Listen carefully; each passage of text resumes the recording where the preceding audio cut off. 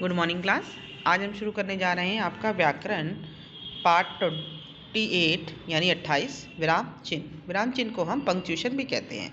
विराम चिन्ह आपने पहले भी पढ़े होंगे बेटा। विराम का मतलब होता है रुकना,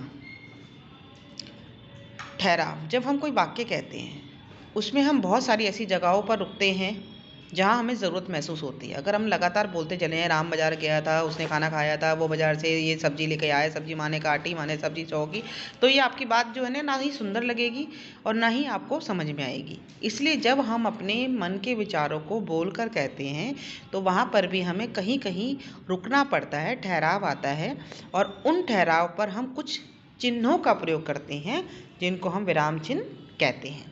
अब आप बुक में देखेंगे, रोको मत जाने दो। रोको मत जाने दो तो आपको समझ में नहीं आएगा क्या कहना चाहते हैं। इसी को अगर हम यहाँ पर विराम चिन्ह का प्रयोग करें तो इसमें है रोको मत जाने दो। इस चिन्ह का मतलब हमें थोड़ी देर रुकना है। रोको मत जाने दो यानी कि उस व्यक्ति को हमें रोकना है, उसे जाने नहीं देना है। ऐसे ही अब अगर हम किसी दूसरे शब्द को भी उसके साथ जोड़ के चिन्ह प्रयोग करते हैं तो वो उसको उसके बाद ही रुकना पड़ेगा। जैसे रोको मत जाने दो यानी कि कोई गुस्सा हो गया है, उसे रोको मत जाने दो। दोनों में विराम चिन्हों का प्रयोग करके भेद भी आ जाता है। तो आपको ये ध्यान रखना है कि कौन से चिन्ह का प्रयोग हमें कब करना है और कितना जरूरी है। वाक्य में का में, खा में और गा में स्पष्ट हो गया है कि किस तरीके से कब कहाँ पर किस विराम चिन्ह का हमें प्रयोग करना है और उसको लगाना है। इस विराम चिन्ह को हम अल्प विराम कहते हैं। अल्प विराम का मतलब होता है बहुत ही कम समय के लिए रुकना।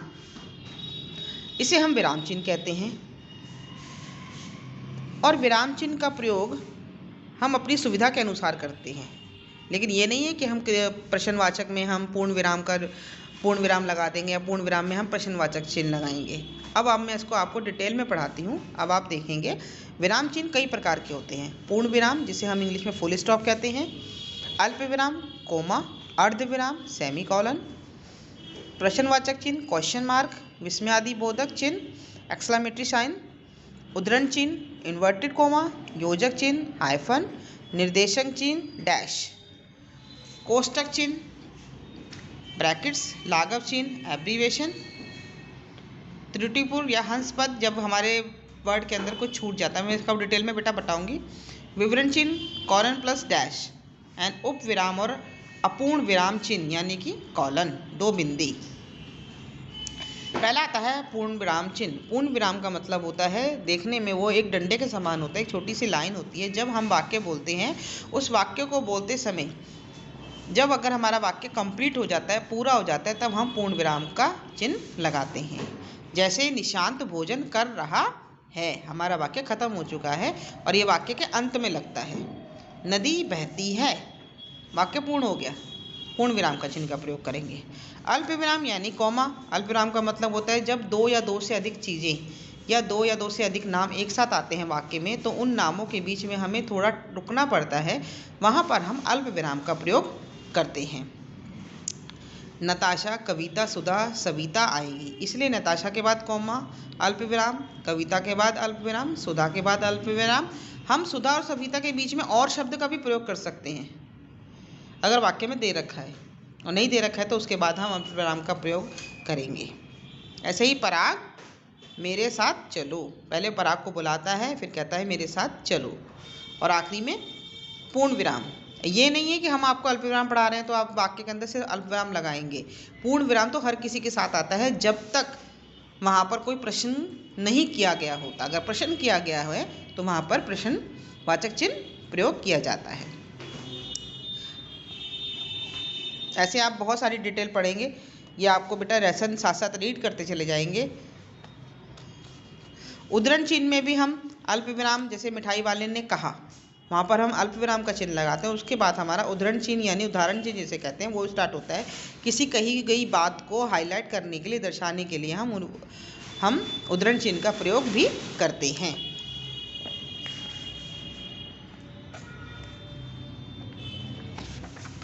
इसके बाद आता है अर्ध विराम चिन्ह। अर्ध विराम का मतलब होता है हमें पूर्ण विराम से थोड़ा सा ज़्यादा नहीं, पूर्ण विराम से थोड़ा सा कम और अल्प विराम से थोड़ा सा ज़्यादा रुकना होता है, वहाँ पर हम अर्ध विराम चिन्ह का प्रयोग करते हैं। इस चिन्ह की क्या पहचान है? एक बिंदी होती है, उसके नीचे एक कोमा ये लगा होता है। देख लेना बेटा आप लोग। जैसे आप उदाहरण में देखिए, वह दुबला पतला अर्धविराम लेकिन कमज़ोर नहीं है, और उसके बाद पूर्ण विराम आया, क्योंकि दो वाक्यों को ये जोड़ रहा है। दोनों वाक्यों को जोड़ने के लिए हम अर्धविराम चिन्ह का प्रयोग करते हैं। एक ही समूह वाली चीज़ें हों तब भी हम अर्धविराम का प्रयोग करते हैं। अगर हमें पहले संज्ञा लिखनी है, फिर सर्वनाम लिखना है, फिर क्रिया लिखनी है, फिर विशेषण लिखनी है, क्रिया विशेषण लिखनी है, इस तरीके से इन सब चीज़ों का प्रयोग करते समय हम अर्धविराम चिन्ह का प्रयोग करते हैं। प्रश्नवाचक चिन्ह आप सभी जानते हो, जब भी हम किसी को प्रश्न करते हैं या प्रश्न लिखते हैं तो उसके बाद हम प्रश्नवाचक चिन्ह का प्रयोग करते हैं। जैसे कि तुम कहाँ गए थे, तुम्हारा नाम क्या है, तो प्रश्नवाचक चिन्ह का प्रयोग हम करेंगे। उसके बाद आता है विस्मयादिबोधक चिन्ह। आपने पहले भी पढ़ा है अभिकारी शब्द वगैरह में। विस्मयादिबोधक चिन्ह का मतलब ये होता है कि जब हम अपने मन के विचारों को कहते हैं तो वहाँ पर हम कुछ हाव भाव दर्शाते हैं, और उन हाव भाव को जब शब्दों के रूप में प्रयोग करते हैं वहाँ पर हम शब्द के साथ में विस्मयादिबोधक चिन्ह का प्रयोग करते हैं। विस्मयादिबोधक चिन्ह जो होता है वो इस तरीके का होता है, जहाँ पर एक लाइन होती है, डंडा होता है, उसके नीचे एक बिंदी होती है। ठीक है, जैसे हाय कितनी ठंड है, हाय कितनी ठंड है, हाय के बाद विस्मयादिबोधक चिन्ह और कितनी ठंड है के बाद पूर्ण विराम। उसके बाद आता है आपका उद्धरण चिन्ह। उद्धरण चिन्ह इकहरा होता है और दोहरा होता है। देख रहे हैं आप चित्र के अंदर, इकहरा यानी एक, दोहरा यानी दो। इकहरा उद्धरण चिन्ह का मतलब होता है जब किसी भी वाक्य में किसी के उपमान, पुस्तक, कविता, उपाधि आदि किसी को दर्शाया जाता है, किसी का नाम हो उसको दर्शाना हो, छोटा जो होता है, या किसी की उपाधि दर्शानी हो कि उनको पद्मश्री मिला, जैसे यहाँ पर लिखा रामधारी सिंह को क्या कहते हैं, दिनकर। दिनकर को हमने इकहरे उद्धरण चिन्ह में रखा है। और पद्मश्री जो है वो एक आपका उपाधि होती है जो फणीश्वर नाथ रेणु को दी गई है, इसलिए उसको हम दर्शाने के लिए इकहरे उद्धरण चिन्ह का प्रयोग करते हैं। उसके बाद आता है आपका दोहरा उद्धरण चिन्ह। दोहरे उद्धरण चिन्ह का प्रयोग होता है किसी व्यक्ति के वाक्यों को ज्यों का त्यों रखना, और उसको दर्शाने के लिए हम दोहरे उद्धरण चिन्ह का प्रयोग करते हैं। जैसे महात्मा गांधी ने कहा अल्पविराम, उसके बाद जैसा उन्होंने कहा था हमने उन शब्दों को उसी तरीके से लिख दिया, करो या मरो, तब हम दोहरे उद्धरण चिन्ह का प्रयोग करते हैं। दोहरे उद्धरण चिन्ह का प्रयोग पूर्ण विराम, प्रश्नवाचक चिन्ह, विस्मयादिबोधक चिन्ह आदि के बाद होता है। जब हम उसे बाद में बंद करते हैं, इनको ये जो दो लगे हुए हैं ये और ये, तो ये बंद जो होते हैं वो सबसे आखिरी में, सबसे बाद में लगता है, जब हमारा पूर्ण विराम और विस्मयादिबोधक चिन्ह या प्रश्नवाचक चिन्ह उसके अंदर लग जाता है। उससे पहले आप लगाएंगे तो इसकी वैल्यू खत्म हो जाती है, आपका गलत हो जाएगा। योजक चिन्ह, योजक चिन्ह यानी कि डैश। जब हम बहुत सारी चीज़ों को, दो शब्दों को जोड़ने के लिए हम योजक चिन्ह का प्रयोग करते हैं, जैसे माता पिता, सुख दुख, दिन रात, आना जाना, तुलना करते हैं, या एक शब्द बार बार एक साथ आता है, जैसे चलते चलते, आना जाना, कभी कभी, ऐसे में हम योजक चिन्ह का प्रयोग करते हैं। सब उदाहरण में आप बेटा देख रहे हैं। उसके बाद आता है निर्देशक चिन्ह। निर्देशक चिन्ह भी योजक चिन्ह की तरह होता है, लेकिन दोनों में डिफरेंस ये है कि निर्देशक चिन्ह थोड़ा बड़ा होता है और योजक चिन्ह छोटा होता है।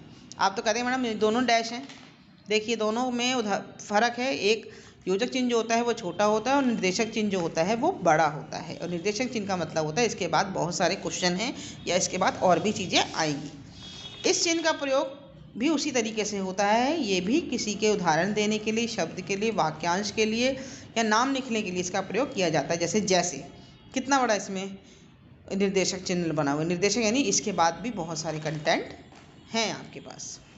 Now turn your page. कोष्टक चिन्ह। कोष्टक चिन्ह का मतलब ये होता है आपका ब्रैकेट्स जिसे आप कहते हो। जब हम किसी चीज़ की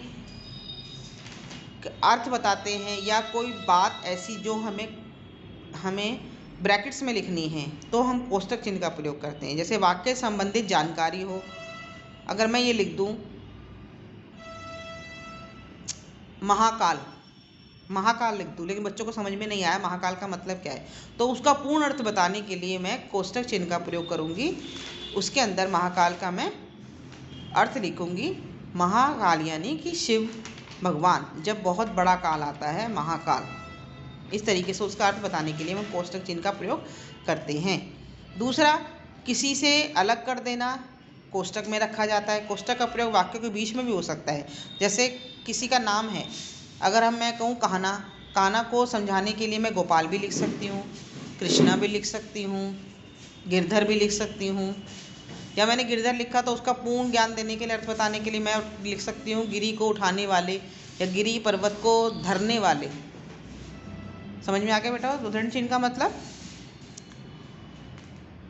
उसके बाद आता है लाघव चिन्ह। लाघव चिन्ह एक छोटी सी जीरो होती है जो हम कभी किसी के नाम को शॉर्ट फॉर्म में लाते हैं, छोटी फॉर्म में लिखते हैं। जैसे डॉक्टर, तो डॉक्टर हम पूरा नहीं लिखते, डा लिख के उसके साथ आगत स्वर आता है उसके उस सर पे और साथ में डंडा आता है और उसके साथ में आपका लाघव चिन्ह आता है, नीचे लिखा जाता है। ये देख रहे हैं आप, BA बैचलर ऑफ आर्ट, यहाँ पे नीचे 2 लाघव चिन्ह बनाए गए हैं, जीरो की तरह होता है, लेकिन ये उसके पैरों से बनाए जाते हैं, सर पे नहीं होते हैं, बगल में नहीं होते हैं, बीच में नहीं होते हैं, पैर से।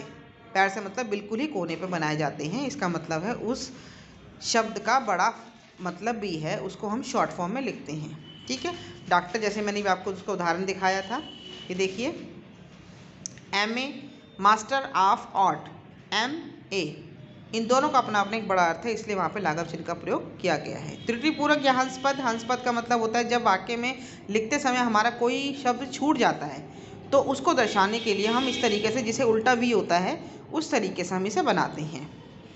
जैसे यहाँ पर है, आज अध्यापक ने यह पाठ पढ़ा दिया है। अब हम यहाँ पे पढ़ा लिखना भूल गए तो उन्होंने हंस पद का प्रयोग किया और वहाँ पर ऊपर लिख दिया कि ये वाला शब्द यहाँ पर आएगा। हम सब स्वतंत्रता के लिए प्राण तक दे सकते हैं। हम यहाँ स्वतंत्रता लिखना भूल गए, इसलिए हमने यहाँ पर त्रुटिपूरक या हंसपद चिन्ह का प्रयोग किया है।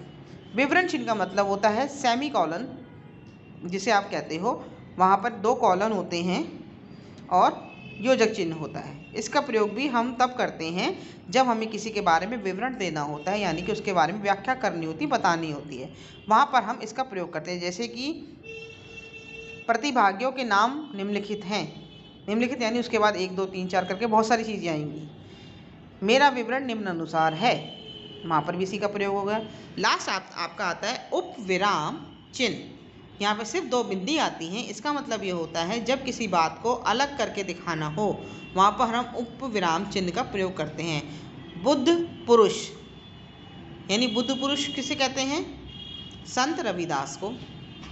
ऋषि तुल्य चित्रकार रविंद्रनाथ टैगोर। दोनों के बीच में संबंध होता है, लेकिन उसको अलग अलग तरह से दर्शाना होता है, तब हम वहाँ पर हम उपविराम चिन्ह का प्रयोग करते हैं। दहेज प्रथा यानी एक अभिशाप, उसका अर्थ ही है, लेकिन दोनों एक दूसरे के साथ संबंधित हैं, इसलिए इसके बीच में हम उपविराम चिन्ह का प्रयोग करते हैं। लेसन बेटा आपका कंप्लीट हो गया है। अगर फिर भी किसी भी पार्ट में कोई भी चीज़ आपको समझ में नहीं आई तो आप मेरे साथ दोबारा डिस्कस कर सकते हैं।